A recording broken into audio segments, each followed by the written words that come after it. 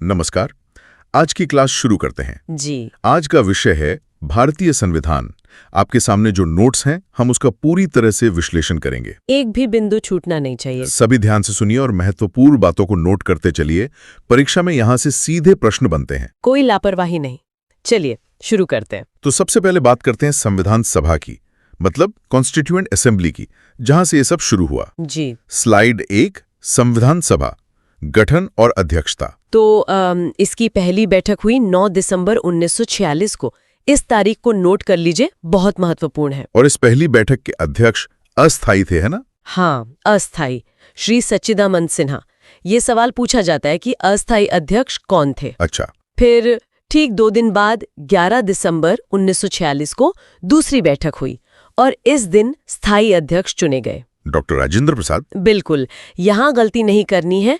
स्थायी और अस्थायी अध्यक्ष अलग अलग हैं। और उद्देश्य प्रस्ताव वो भी तो यहीं आया था। हाँ, जवाहरलाल नेहरू द्वारा प्रस्तुत किया गया था। ये एक तरह से संविधान की नींव थी। परीक्षा की दृष्टि से देखें तो संवैधानिक सलाहकार कौन थे, ये भी एक अहम सवाल है। BN राव, बेनेगल नरसिंह राव, ये नाम कंठस्थ कर लेना है, सीधा प्रश्न बनता है। तो इसे ऐसे याद रख सकते हैं कि सबसे बुजुर्ग सच्चिदानंद थे, इसलिए वो पहले मतलब अस्थायी बने और फिर राजा यानी राजेंद्र प्रसाद स्थायी बन गए। ये अच्छा तरीका है, भूलने नहीं देगा। चलिए अब अगली स्लाइड पे आते हैं। प्रारूप समिति, ड्राफ्टिंग कमेटी। जी। स्लाइड 2, इसे मसौदा समिति या पांडुलेखन समिति भी कहते हैं। परीक्षा में कोई भी नाम आ सकता है, तो कंफ्यूज नहीं होना है। मतलब तीनों का अर्थ एक ही है। हाँ बिल्कुल। और इसके अध्यक्ष थे डॉक्टर BR अम्बेडकर। ये सबसे महत्वपूर्ण प्रश्नों में से एक है। और इसमें कुल सदस्य कितने थे? कुल 7 सदस्य थे, अध्यक्ष को मिलाकर। यहाँ ध्यान देना होगा, अगर प्रश्न में पूछा जाए कि अध्यक्ष के अलावा कितने सदस्य थे, तो उत्तर 6 होगा। ठीक है। और इसीलिए संविधान निर्माता के रूप में डॉक्टर BR अम्बेडकर को जाना जाता है। और संविधान बनने में जो कुल समय लगा वो तो एक स्टैटिक फैक्ट है। हाँ, 2 वर्ष 11 माह 18 दिन। ये आंकड़ा सीधे सीधे याद करना है। तो याद रखने का तरीका ये हो सकता है कि संविधान का प्रारूप यानी ड्राफ्ट बनाने वाले ही उसके पिता कहलाते हैं। इससे डॉक्टर अंबेडकर का नाम याद रहेगा। सही है। अब आते हैं एक बहुत ही जरूरी अंतर पर। संविधान का अपनाना और उसका लागू होना, ये 2 अलग अलग चीजें हैं। स्लाइड 3, संविधान अपनाना वर्सेस लागू होना। इसमें तारीखें बहुत महत्वपूर्ण है। सबसे पहली अंगीकृत मतलब अडॉप्टेड, 26 नवंबर 1949। जी। इस दिन संविधान को अपनाया गया था। ये तारीख हमारी प्रस्तावना में भी लिखी है और इसीलिए 26 नवंबर को हम संविधान दिवस भी मनाते हैं। और फिर अंतिम बैठक। अंतिम बैठक और हस्ताक्षर हुए 24 जनवरी 1950 को। इस दिन सदस्यों ने अंतिम बार हस्ताक्षर किए। और उसके ठीक 2 दिन बाद 26 जनवरी 1950 को ये पूरी तरह से लागू हो गया। हाँ, और इसी दिन भारत गणतंत्र बना। तो 26 जनवरी से ठीक 2 दिन पहले यानी 24 को सब फाइनल हुआ, ऐसे याद रख सकते हैं। और इसी 24 जनवरी 1950 को राष्ट्रगान भी अपनाया गया था। बिल्कुल, ये आगे आएगा, पर हाँ, ये बहुत महत्वपूर्ण तिथि है। आगे बढ़ते हैं। स्लाइड 4, संविधान का ढांचा, मतलब जब ये बना था तब कैसा था और आज कैसा है। बिल्कुल, तुलना करते हैं। मूल संविधान मतलब ओरिजिनल कॉन्स्टिट्यूशन में 395 अनुच्छेद, 8 अनुसूचियां और 22 भाग थे।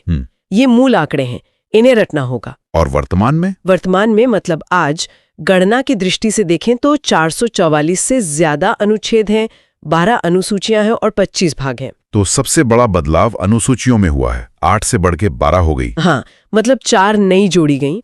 और यहाँ परीक्षा के लिए एक बात ध्यान रखनी है, अगर प्रश्न में मूलतः शब्द हो तो उत्तर 8 अनुसूचियां होगा। प्रश्न को ध्यान से पढ़ना जरूरी है। जी।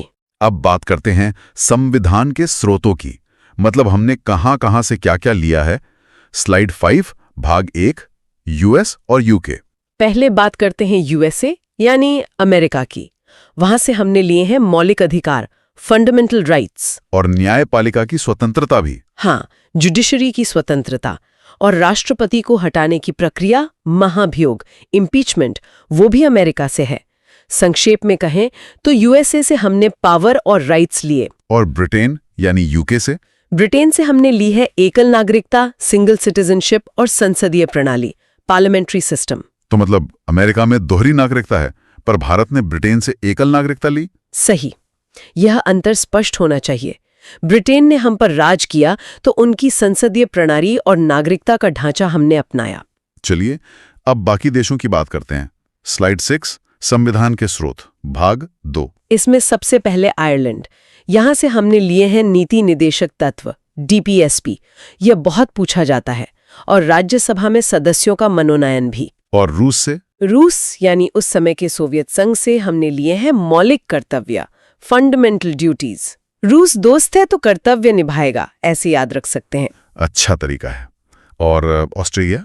ऑस्ट्रेलिया से हमने ली है समवर्ती सूची, कंकरेंट लिस्ट और प्रस्तावना की भाषा। जर्मनी से तो आपातकाल के प्रावधान लिए गए हैं। हाँ, इमरजेंसी प्रोविजंस। जर्मनी का नाम आते ही हिटलर याद आता है, तो इमरजेंसी याद रखना आसान है। और संविधान में संशोधन की प्रक्रिया? वो दक्षिण अफ्रीका से ली गई है, आर्टिकल 368।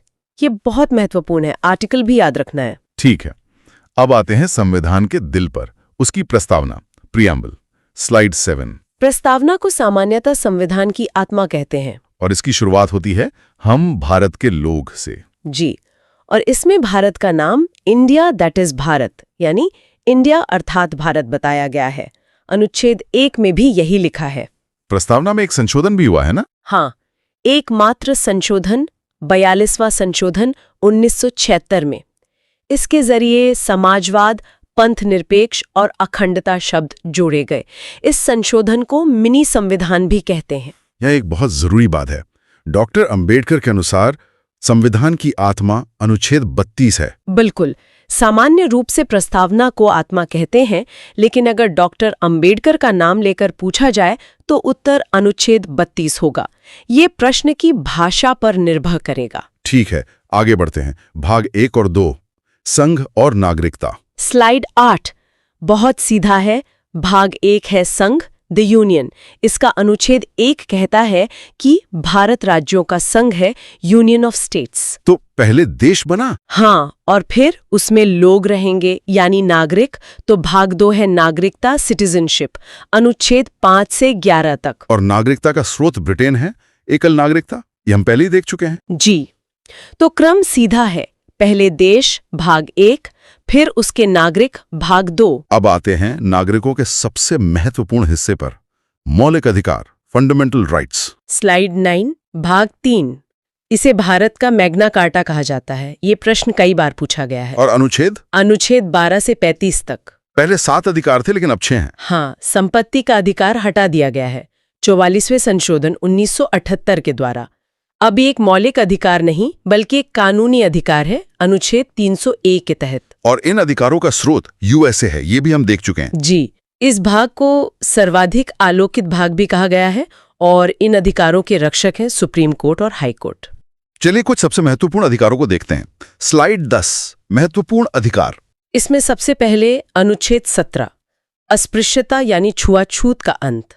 ये बहुत ज्यादा महत्वपूर्ण है। और शिक्षा का अधिकार? वो है अनुच्छेद 21A, 6 से 14 वर्ष के बच्चों के लिए। इसे 86वें संशोधन 2002 में जोड़ा गया था। वर्ष और संशोधन दोनों याद रखने हैं। और अनुच्छेद 32, संवैधानिक उपचारों का अधिकार। इसी को डॉक्टर अंबेडकर ने संविधान का हृदय और आत्मा कहा था। बिल्कुल। अधिकारों के बाद आते हैं नीति निदेशक तत्व, DSP। स्लाइड 11। ये भाग 4 में है, अनुच्छेद 36 से 51 तक। इनका उद्देश्य क्या है? लोक कल्याणकारी राज्य, एक वेलफेयर स्टेट की स्थापना करना, और ये आयरलैंड से लिए गए हैं। इसमें कौन से अनुच्छेद सबसे महत्वपूर्ण हैं? एक तो अनुच्छेद 40, ग्राम पंचायतों का गठन, ये गांधीवादी विचारधारा है। और दूसरा अनुच्छेद 51, अंतर्राष्ट्रीय शांति। और अनुच्छेद 50 भी काफी पूछा जाता है। हाँ, कार्यपालिका से न्यायपालिका का अलगाव। इसे ऐसे याद रख सकते, 50-50, मतलब शक्तियों को अलग अलग करना। बहुत बढ़िया। अब आते हैं मौलिक कर्तव्यों पर। Slide 12, fundamental duties. ये भाग 4A और अनुच्छेद 51A में है। भाग और अनुच्छेद दोनों में A है, ये ध्यान रखना है। मतलब ये बाद में जोड़े गए? जी, सरदार स्वर्ण सिंह समिति की सिफारिश पर, और स्रोत था रूस। कौन से संशोधन से जोड़े गए थे? 42वें संशोधन 1976 से 10 कर्तव्य जोड़े गए, और फिर 86वें संशोधन 2002 से 11वां कर्तव्य जोड़ा गया, जो शिक्षा से संबंधित है। तो वर्तमान में कुल 11 कर्तव्य हैं। हाँ, 11। चलिए अब सरकार के प्रमुखों की बात करते हैं। भारत के राष्ट्रपति, द प्रेसिडेंट। स्लाइड 13। सबसे जरूरी अनुच्छेद है 52, जो कहता है कि भारत का एक राष्ट्रपति होगा। और अनुच्छेद 61, महाभियोग। हाँ, इम्पीचमेंट। और एक और बहुत महत्वपूर्ण है, अनुच्छेद 123, अध्यादेश, ऑर्डिनेंस। राष्ट्रपति देश के संवैधानिक प्रमुख होते हैं और तीनों सेनाओं के भी प्रमुख होते हैं। जी, राष्ट्रपति बनने के लिए न्यूनतम आयु 35 वर्ष होनी चाहिए और उन्हें शपथ सर्वोच्च न्यायालय के मुख्य न्यायाधीश दिलाते हैं। अनुच्छेद 123 को याद रखने का एक तरीका हो सकता है 1 2 3 बोलो और कानून बन गया। हाँ, ये अध्यादेश के लिए अच्छा है। अब राष्ट्रपति के बाद आते हैं संसद पर। हाँ। स्लाइड 14, संसद और प्रक्रिया। यहाँ 2 अनुच्छेद बहुत जरूरी हैं। अनुच्छेद 108, संयुक्त अधिवेशन, ज्वाइंट सेशन, और अनुच्छेद 110, धन विधेयक, मनी बिल। संयुक्त बैठक कब होती है? जब किसी बिल पर लोकसभा और राज्यसभा में सहमति नहीं बनती तो राष्ट्रपति संयुक्त बैठक बुलाते हैं। लेकिन यहाँ एक पेंच है। क्या? अध्यक्षता राष्ट्रपति नहीं करते, बल्कि लोकसभा अध्यक्ष यानी स्पीकर करते हैं। यहाँ अक्सर गलती होती है। अच्छा, ये नोट करने वाली बात है। बिल्कुल। संयुक्त बैठक की अध्यक्षता कभी भी उपराष्ट्रपति नहीं करता। और धन विधेयक की परिभाषा अनुच्छेद 110 में है। जी। अब आते हैं न्यायपालिका पर, जुडिशरी। स्लाइड 15। सर्वोच्च न्यायालय, सुप्रीम कोर्ट, इसे संविधान का अभिभावक, गार्डियन ऑफ द कॉन्स्टिट्यूशन भी कहते हैं। इसका गठन अनुच्छेद 124 के तहत होता है। हाँ, 12 का 4 मतलब 124, सुप्रीम कोर्ट। और न्यायाधीशों पर महाभियोग की प्रक्रिया भी इसी अनुच्छेद में है। और राज्यों के लिए हाई कोर्ट? उसके लिए है अनुच्छेद 214। एक और पद है, महान्यायवादी, अटॉर्नी जनरल। हाँ, अनुच्छेद 76, इनकी नियुक्ति राष्ट्रपति करते हैं। ये एक तरह से सरकार के वकील होते हैं। ठीक है, अब बात करते हैं आपातकाल की, इमरजेंसी प्रोविजंस। स्लाइड 16। 3 तरह के आपातकाल होते हैं। अनुच्छेद 352, राष्ट्रीय आपातकाल, नेशनल इमरजेंसी। दूसरा? अनुच्छेद 356, राष्ट्रपति शासन, जो राज्यों में लगता है। और अनुच्छेद 360, वित्तीय आपातकाल, फाइनेंशियल इमरजेंसी। इन्हें याद रखने का कोई तरीका? हाँ, 352 में 4 जोड़ें तो 356, और 356 में 4 जोड़ें तो 360। 4 जोड़ते जाओ, आपातकाल लगाते जाओ। और ये प्रावधान जर्मनी के वाइमर संविधान से लिए गए हैं। हाँ, लेकिन इसमें एक बारीक अंतर है। आपातकाल जर्मनी से, लेकिन वित्तीय आपात अमेरिका से प्रेरित है। और वित्तीय आपातकाल तो भारत में आज तक लगा ही नहीं। नहीं, आज तक नहीं लगा। चलिए अब कुछ महत्वपूर्ण संशोधनों पर नजर डालते हैं। स्लाइड 17। सबसे पहले तो अनुच्छेद 368, जो खुद संशोधन की प्रक्रिया बताता है, और ये हमने दक्षिण अफ्रीका से लिया है। और 42वां संशोधन? 42वां संशोधन 1976, इसे तो मिनी संविधान ही कहते हैं। और हाल ही में जो हुआ 101वां संशोधन। हाँ, जीएसटी लागू करने के लिए। एक और बहुत महत्वपूर्ण संशोधन है 61वां। जी हाँ, मतदान की आयु 21 से घटाकर 18 वर्ष की गई थी। ये बहुत पूछा जाता है। और पहला संशोधन 1991 में हुआ था, जिससे 9वीं अनुसूची जोड़ी गई। ठीक है, अब अनुसूचियों पर ही आ जाते हैं, शेड्यूल्स। स्लाइड 18। कुछ प्रमुख अनुसूचियां हैं। 8वीं अनुसूची, जिसमें 22 भाषाएं हैं, मूल रूप से इसमें 14 थीं। और 10वीं अनुसूची? दल बदल विरोधी कानून, एंटी डिफेक्शन लॉ, इसे 52वें संशोधन से जोड़ा गया था। इसको याद रखने का एक तरीका है 10 बहाने करके ले गए दिल या दल। हाँ, ये सही है। और 11वीं अनुसूची पंचायती राज से संबंधित है, इसे 73वें संशोधन से जोड़ा गया। अब आते हैं राजभाषा और हमारे राष्ट्रीय प्रतीकों पर।